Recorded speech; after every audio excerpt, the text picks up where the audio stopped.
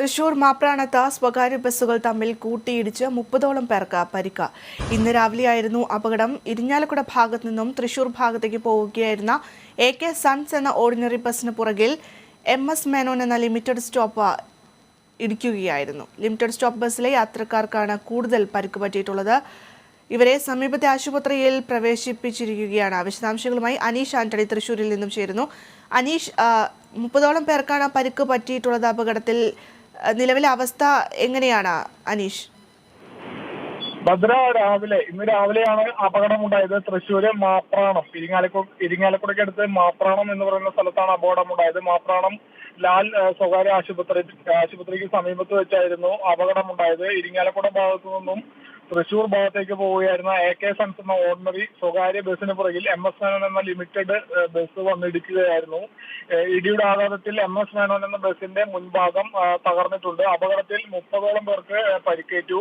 ഈ പരിക്കേറ്റവരിൽ 2 പേരുടെ പരിക്ക് അല്പം ഗൗരവമുള്ളതാണ്. ഇവരെ രണ്ടുപേരെ തൃശ്ശൂരിലെ എലൈറ്റ് ആശുപത്രിയിൽ പ്രവേശിപ്പിച്ചിരിക്കുകയാണ്. മറ്റ് 28 പേരെ ഇരിങ്ങാലക്കുട ഈ മാപ്രാണത്തുള്ള ആശുപത്രിയിൽ പ്രവേശിപ്പിച്ചിരിക്കുകയാണ്.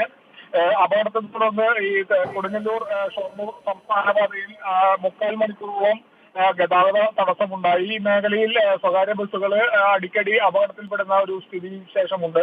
ഈ റൂട്ടിൽ, ഈ ദേശീയ സംസ്ഥാന പാതയിൽ പല ഭാഗങ്ങളിലും റോഡിന്റെ കോൺക്രീറ്റ് ജോലികൾ നടന്നു വരികയാണ്. ഇതുമൂലം സ്വകാര്യ ബസ്സുകൾ പല ഇടങ്ങളിൽ നിന്നായി കിലോമീറ്ററോളം വളഞ്ഞ് ആണ് ഇവരുടെ ട്രിപ്പ് ഓടിക്കൊണ്ടിരിക്കുന്നത്. അതുകൊണ്ട് തന്നെ ഇവർക്ക് കൃത്യമായ സമയക്രമം പാലിക്കാൻ പറ്റാത്തൊരു സ്ഥിതിവിശേഷമുണ്ട്. അതുകൊണ്ട് തന്നെ സ്വകാര്യ ബസ്സുകൾ പലപ്പോഴും അമിത വേഗത്തിലാണ് ഓടിക്കൊണ്ടിരിക്കുന്നത്. ഇവരുടെ സമയക്രമം പാലിക്കുന്നതിന് വേണ്ടി ഇതും അപകടത്തിന് ഒരുപക്ഷെ കാരണമായേക്കാം.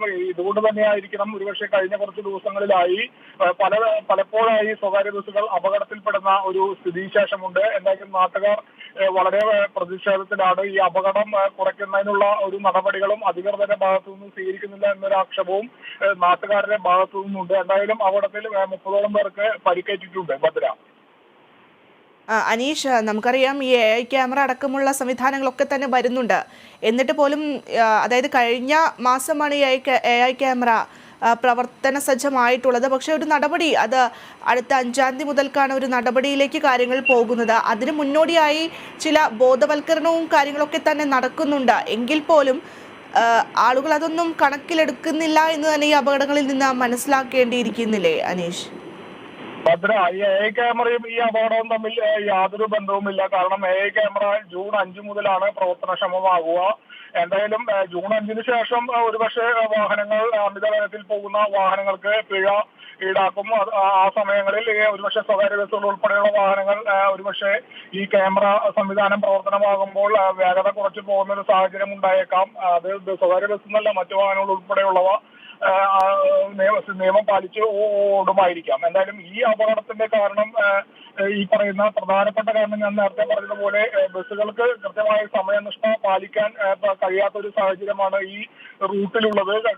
കണിമംഗലം മുതൽ, ഈ റൂട്ടിലെ കൊടുങ്ങല്ലൂർ ഷൊർണൂർ സംസ്ഥാന പാതയിൽ കണിമംഗലം മുതൽ കുറുക്കഞ്ചേരി വരെയും അതുപോലെ വെള്ളാങ്കല്ലൂർ ഭാഗങ്ങളിലും റോഡിന്റെ കോൺക്രീറ്റ് പണികൾ നടന്നു വരികയാണ്. റോഡ് പൂർണ്ണമായും കോൺക്രീറ്റ് റോഡാക്കുന്ന ഒരു പ്രവൃത്തികൾ നടന്നു വരികയാണ്. ഇതുമൂലം പല സ്വകാര്യ ബസ്സുകളും മറ്റു വഴികളിലൂടെ വളഞ്ഞ് കിലോമീറ്ററോളം വളഞ്ഞാണ് ഇവരുടെ ട്രിപ്പ് ഓടിക്കൊണ്ടിരിക്കുന്നത്. അതുകൊണ്ട് തന്നെ ഇവർക്ക് കൃത്യമായ ഒരു സമയനിഷ്ഠ ഈ സ്വകാര്യ ബസ്സുകൾക്ക് പാലിക്കേണ്ടതുണ്ട്. ഈ സമയനിഷ്ഠ പലപ്പോഴും ഇവർക്ക് പാലിക്കാൻ പറ്റാത്ത ഒരു സാഹചര്യം വരുന്നത് കൊണ്ടാണ് ഈ സ്വകാര്യ ബസ്സുകൾ അമിത വേഗത എടുത്ത് ഓടുന്നത് എന്നാണ് സ്വകാര്യ ബസ്സിന്റെ ഉടമകളും ജീവനക്കാരും പറയുന്നത്.